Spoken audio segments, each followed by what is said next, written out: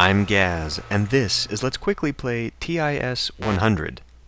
This game was gifted to me by subscriber Skeeto, so thanks for that, and it's a puzzle game. I guess it's an assembly language simulator game.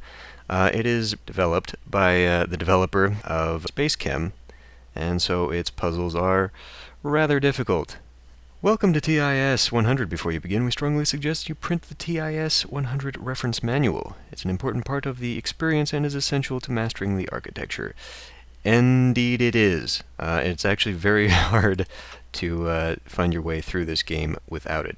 It's also pretty cool to look at. Actually, let's just open it up here.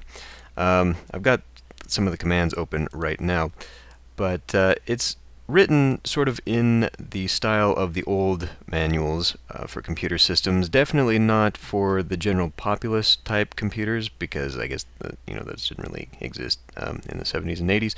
This was before the personal computer era, so these manuals were definitely geared towards people who either had the computer science background or were hobbyists, and this manual is written very much like it, but it connects to the actual story that is within the game itself. So let's go ahead and jump right into the game.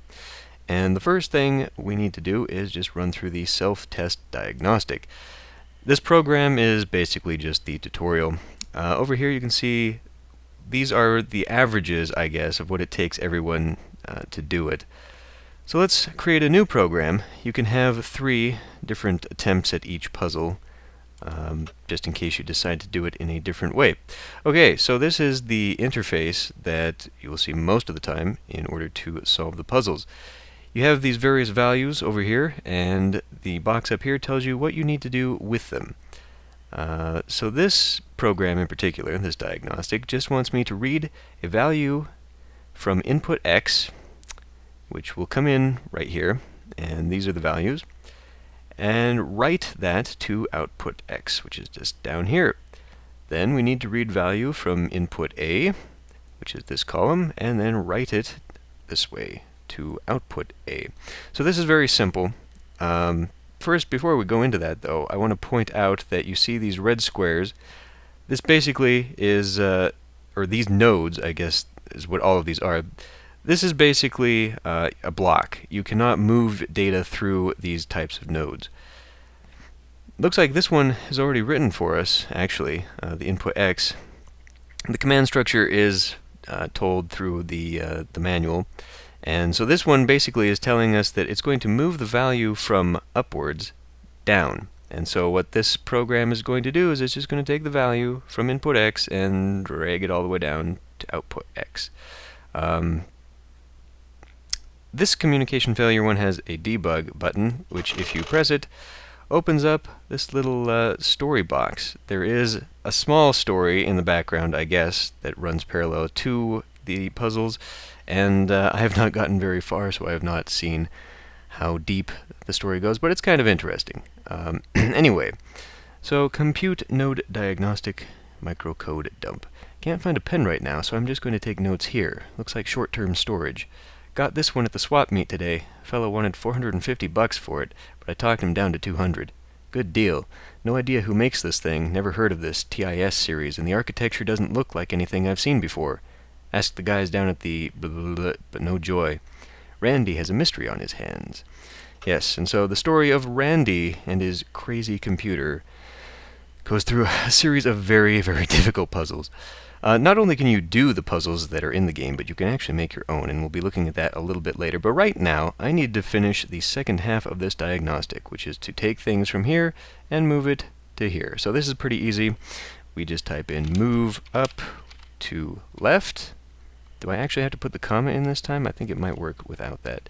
There are keyboard shortcuts to allow you to move between nodes and that sort of thing, so you don't have to use the mouse at all, and you can sort of simulate the old-timey experience. I'm just going to go ahead with what I've got, and we'll move that down. You know what, let's just test this to see if it even does that, or if I actually need the... It looks like it might actually do it. Move down. No. The reason I'm a little bit confused, I have actually played through some of these puzzles, and I'll probably upload my my save game here at the end so we can look at it. But the reason I'm confused is because they actually just had an update for this, and so some of the things may have changed. Anyway, let's run this and see if it works. You can see here all the data is being output as needed, and there we go. So we can see my statistics here are exactly on point. This is the way to finish this.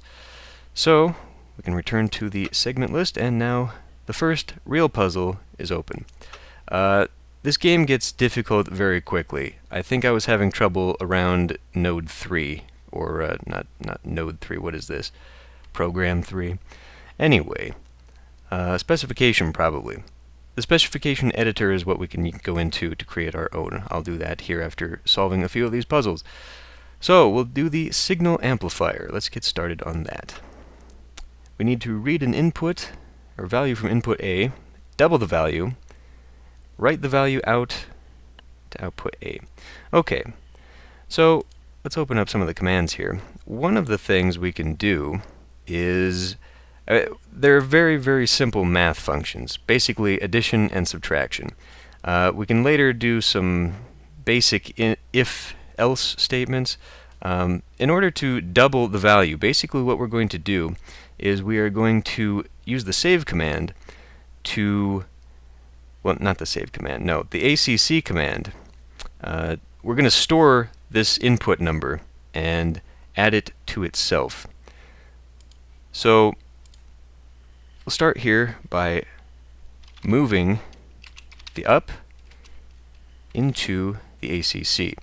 And so that's going to store it right here. Now if I did use the save, it would put it into the backup.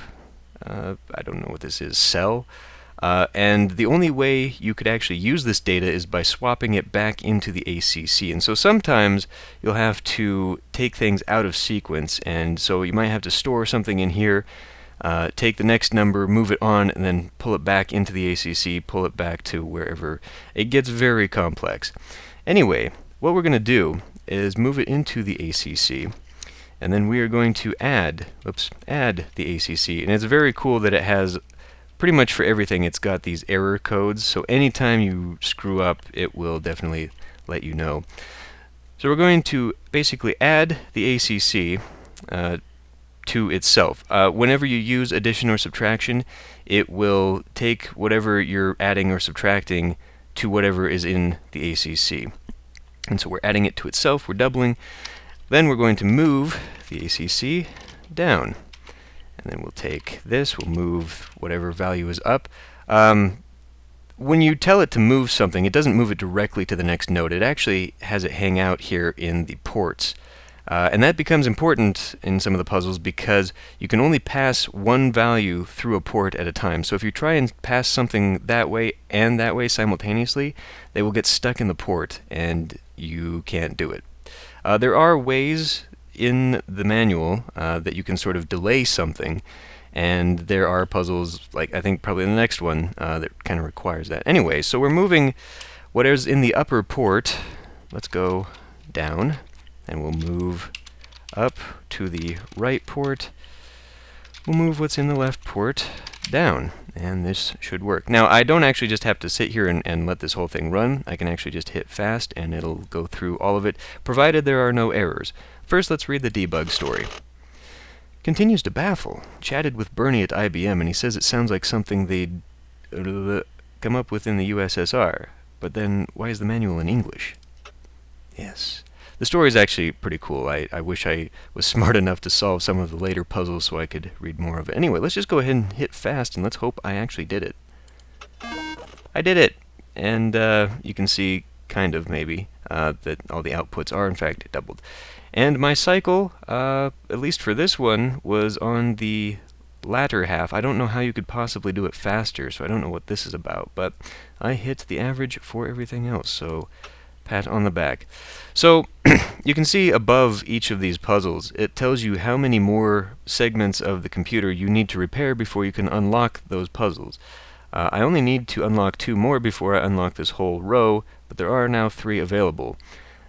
And I guess there was something else that was added in the last patch, and that is what this button is for. I need to repair 16 more of these before I can unlock, and I don't remember offhand what it was. I think it might be user submitted puzzles. I don't know, it said there's like 25 new missions that you can open up. So I think that's what that is. Let's move on to the differential converter. Now I don't think I did very well on this when I tried it last time. Let's read the story.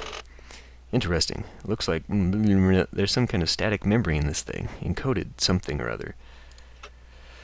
The story is taking place in the 70s, by the way. You can see this is 1979 when he's left these. Well, I actually don't know if me playing this, I'm supposed to be in that. I think I'm supposed to maybe be in the 80s. I'm not really sure. If you look at the very, very beginning of this, it gives you a nice little note here from your Aunt Doris telling you that Uncle Randy was working on something, and so perhaps this is just one of his old computers, and we're actually working on it much later. Anyway, we need to read the values from input A and input B. We need to write input A to, or minus B. Okay, so input A minus B goes to output P. Input B minus A goes to output N. Okay, so I believe this is when I'm going to need to use the ACC here, because we're going to have some problems. Let's go ahead and give this a try. I'm going to have input A go directly to the ACC. We'll come over here. We'll do the same with input B. So, what else to do? First thing I think I'm going to do is I'm going to move ACC left. So, I'm going to need to then take and I'm going to save the ACC. Actually, I think I can just hit save. So what's going to be in the ACC will go into storage here. I'm then going to subtract right. So this is going to give me this value that's going to change, and then I'm going to need to move that down. Okay. Then what I'm going to need to do is swap it so our original value is back in the ACC. Then I'm going to move ACC right. Okay, so over here we've already evacuated the left. It will be taken up by input A. Let's finish off input A here first. Actually, we'll just move up, down, and move up, down. Okay. So now this is basically sitting here. It'll have its ACC. Even though we're moving the value of the ACC, it stays in there until you overwrite it somehow. So what I'm going to do next is I'm going to move, or no, I'm going to subtract left. Wait. I don't think I want to do that, because let's put in nil. This is a command that basically just spaces it out. These happen simultaneously, so the first action, second, all that will happen at the same time. If I subtract left, I'm afraid that the current value of the ACC is going to be subtracted from the ACC. What I actually want to do is wait until a value is passed this way to the port. Now, the way this works is that if this command cannot be executed, it will wait until it can. So basically, by telling it nil, I'm hoping that this value will be taken out of the port, there will be nothing there, and it will wait until a value is passed back, hence this one, before it can subtract whatever is on the left. Or nil will not work. What is the command here? Let's open this up. It's not nil, it is nope. It is NOP. Okay. Well, it was one of those. I kind of knew what I was doing. Okay, so once we've done that, we then need to move the ACC down. Move up, down, move up, down. Okay, so that's my program. I can run the whole thing, and I can just have it all go at once. I can also use this step button, which will allow me to just see step by step how this works. And I may as well just go ahead and try that just so we can see how it goes. So here's the first thing. We go through our first line. It puts the value here right in the top ports. So as you can see, this was sort of waiting here for a couple clicks until it could actually begin to execute it. We've put them into the ACC. This is saving it. This has moved 99 left, so it's in write mode, which means that it cannot read, run, idle, any of that. It is waiting, and that is why if you have two values there, it will not swap them and take it, because it's in write mode, so it cannot also be in read mode. You have to have it one at a time. So we are subtracting write, which we just did, and now the port is open, and so I'm sitting here with nothing. I guess I could possibly take that out, and we could see if it would actually run without it, but let's keep going. So the 44 is in the backup, that's fine. We're moving it down, it's in that port, so it'll move all the way out. And this one should sit here at subtract left until it has something. You can see now we're in read mode because we are waiting for a value. The swap command just swapped this. So my 44 is back up here. This negative 49 will stay in the backup, but it doesn't matter because the next time this runs through, the save will save my ACC into the backup and overwrite it. And that doesn't matter either because the move up to ACC will overwrite the value there. So this should all work. Now, we're moving the ACC, which is currently this, to the right. We should now be able to subtract the left, which we have, and we're moving it down. So you can see ahead of time what values you need, and the one from input A is already gone and it's matched. So the value we need now is 49, and that is the value. So I'm just going to run this to the end, and there we go. So I apparently didn't do very well at all. I did 393 cycles, far, far worse than the average. Although I did average in nodes, and so everyone is using 6 nodes, but yeah, my instructions, I put in way too many instructions. Let's go back and see if I can actually just take this command out and see if it runs. And it works. Okay, so my fear of it subtracting this before it could be moved is invalid. So anyway, I can do that, and I shrank it down by 1, so I did a little bit better, which seems to be the next highest average. I frankly don't really care. I mean, I don't need to show my EPing to everyone and be the top dog here. For me, solving these is enough because, my God, it is very difficult. Anyway, I'm not going to take up too much more time. Let's go right into the Specification Editor. I'm not going to write anything complicated, mostly because I have no idea how to, but I will at least show you how to use it. Okay, so there's nothing here. We need to create a new specification, which creates an unnamed puzzle. If we just go into it, there's not really going to be much of anything. There's the generic description line and the basic input-output stuff. What we're going to have to do instead is hit escape and return to the segment list.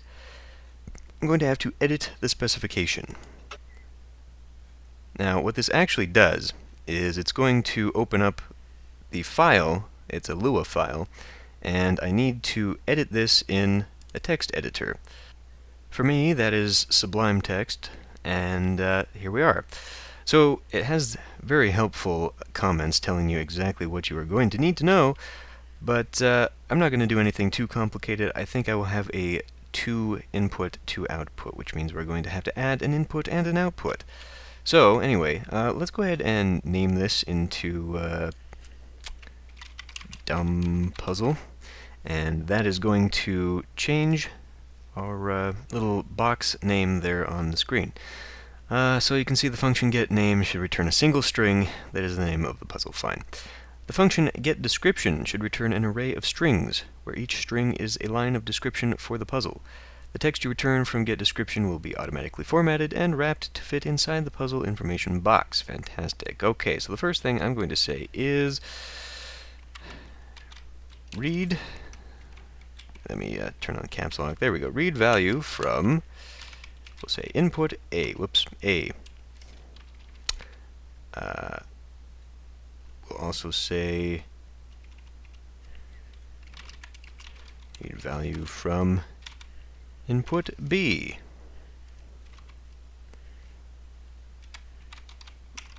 I need to put that in a string.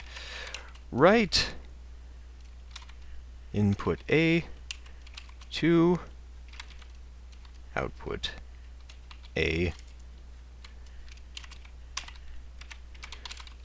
Write input B to output B. Okay, fantastic. The function getStreams should return an array of streams. Each stream is described by an array with exactly 4 values, blah, blah, blah. Wow. This is not something I'm overly concerned about. Basically, all I'm going to do is copy what is here, and as we saw when I opened it up, there was only the one stream of input and output, so when I copy these and make more of them, we will see a second one, and I think you can do 3. Yeah, between 0 and 3. That's the position value, so it'll tell you which columns are which. So actually, no, it looks like maybe two of each. Whatever. Before we do that, though, I'm actually going to come down here. This tile compute stuff is the node layout, and so I'm going to just, for kicks and giggles, say this one will be damaged, and let's say this one will. Whoops. Let's say this one will also be damaged. Okay. I read this wrong. This position value for the streams actually correlates to the nodes itself. So if we look back into this stream stuff here, we see that input A is at a position for value 1. That means input A will be right here. And output A is 2, so it's going to be right down here. If I want to put in a second one, I guess I could put input B here and output B here. That means we'd have to cross them. That might be an interesting puzzle. Let's try that and see how it works. I'm actually just doing this totally on the fly. I probably should have prepared a little bit better. This might not work at all. We could name this, I guess, whatever I want, because it's a string value here. So let's go ahead and give this value 3, so that should put it over there. And I will put this, whoops, let's call it B, and give it value of 1. So yeah, we're going to have to cross the streams here because I just put a damaged one here, and this is also damaged. So it's basically going to have to do something here and here. I don't know if this is going to be possible. Again, we'll find out. So anyway, what I've got to do here, I don't believe I can just take the same input values. What this is doing, this I is going to give me, it looks like a random. I don't know the Lua language, so I'm not really sure what I'm reading here. But it seems to me that this is going to give me a value between 10 and 99, and it'll do it for 1 to 39 values. And actually, if you look at this, it's already set up. So basically, it's doubling the doubling the input for the output. That's the default setting. So why don't we go ahead and just add that to it? Read the value from input. If these are each another line, I don't know. Let's see. Whoa. I guess I'm going to have to add another one to that. Double. No. Why am I'm not used to writing with the caps lock on. Double value input A. So we'll have that one doubled, and then it'll be written to output A. You know what? Let's go ahead and we'll swap this so we keep all this stuff together. And then all we have to do is read value for B and write to B. I hope that works. I hope this is something doable. If not, I can just remove these. This is probably something you have to play through multiple times. So anyway, if we just keep it as is, input and output, we're going to get the same values for both. I believe in order to get another one, I would have to basically copy these values and do something like this. Come on. We'll say input 2, output 2, and all we need here instead of times 2 is just 1, and then we have to put in 2 here and 2 here. So let's save this and hop back in here. Nope, failed. Attempt to index a nil value. Okay, so what I did, I forgot to put in the new arrays, so This is almost what it's like when I program in real life too. Let's look through this again, and it's not input, it's input 2 that I want. Otherwise it's going to give me this value, and that is not in fact going to work. So let's save it, and now it's fine. So let's create a new program and see if it's doable. So here we are. You can see it's got the title, it's got the description that I put in, it's got those 2 closed nodes, and let's see. Double the value works, same value works. Let's see if I can figure out how to actually make this doable. I think this might actually be a little bit easier than I'm anticipating. So what we're going to do is we're going to move the up value into the ACC. We're going to add the ACC so it doubles it, and then we're just going to move the ACC to the right. And then I'm going to move left down, and I'm going to take this, move up, down, move up, down. Okay, so I've taken care of the one number. What I'm going to do is take advantage of the delay while it's waiting to execute another command. So we're going to just do this. We're going to move up, down. Oh, whoops, I don't need to add another line there. Move up, left. At this point, we're going to have it take move right, down. So it's going to move it's going to sit here and wait for this to exist in this port, and then it'll move it down, and then it'll wait until there's something in the right to exist before it can move that, and then repeat the process. We'll do the same here, where we'll move up to the left. So the first thing it should move is whatever's coming in from A, and then it'll move whatever's coming in from B over here, where we'll just move the right, whoops, down. Okay, in theory, this should work. Let's run it. And it looks like that is exactly how it works. Okay, that wasn't too terrible. Just finished off here. And of course, there are no statistics. I guess this is just a test. So anyway, I'm not really sure how you could pass this on to someone. When you export it to the clipboard, I think that just is within here, because if I just export it and then import it, it just gives me the same thing. And if I delete this and import it, it just imports what's already on the clipboard. So anyway, I'm not really sure how to get this to someone else, other than just taking your original file and passing this on, or passing the code on, so that someone else can save it through a text editor as a Lua file and then bring it into their own game. But I do know that there was, it might have been a few weeks ago, I don't remember, but there was sort of a contest, a puzzle contest for people to actually submit their own puzzles to. Obviously, this dumb puzzle I don't believe is going to qualify for anything like that. But anyway, this is an interesting game, and it definitely does make you rack your brain. Actually, before I quit here, I'm going to go ahead and open up my my save file. Okay, so these are the puzzles that I managed to open up on my own. As you can see, I struggled a little bit. That's not the worst one, though. This was probably the worst one, where I took a lot of counts. Let's actually go ahead and open that up. I tried this twice. I think this one I maybe was just fiddling around. Anyway, this is the one I managed to do this with. Now this one is showing the sort of if-else statements and the ability to sort of write a function. So basically what you can do here is you can write this name, this label, and everything beneath it will be a part of this. I guess it's kind of a function. I don't know anything about assembly language, so my programming knowledge is very limited. But anyway, the way this essentially works is that you can tell it to do a bunch of things, and then when you use these JEZ, JGZ, basically equal to, less than, or greater than 0, it looks at whatever the value in the ACC is, and then it allows you to jump, which is what the J stands for, to a label. And so basically what I'm doing here is I'm moving a value here to the ACC.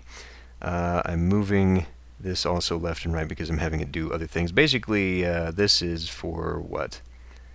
Oh, right. We have to find out what the value is, and then write -1, 1, or 0, depending on whether it is um,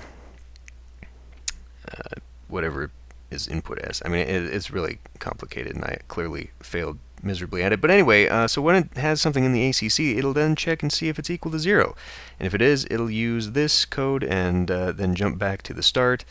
Otherwise, it'll just continue on doing this stuff and then jump back to start, and it'll break up. If you don't have these jumps, it'll go through everything, whether it should or not.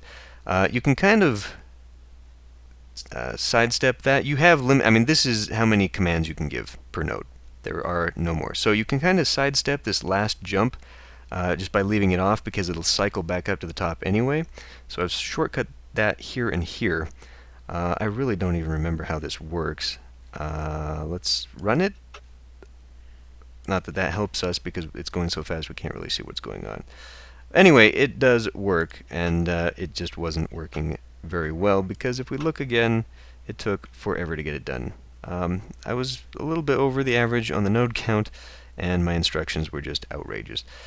The next one, though, is when things just get absolutely wacky, because sequences are zero terminated. Read a sequence from the input, write the sum to the output S, write the length to output L. So you basically have to find out how many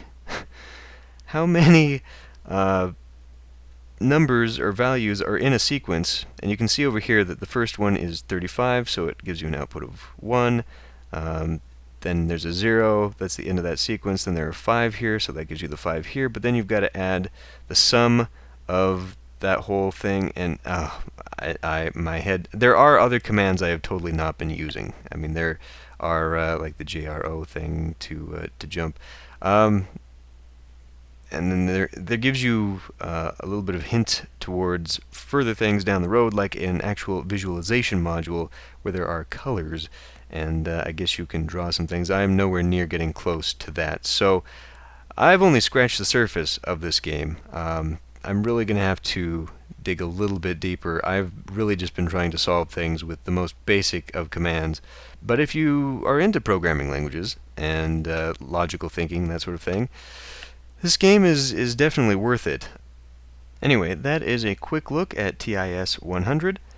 I hope you enjoyed. Thanks for watching, and I'll see you in the next Let's Play.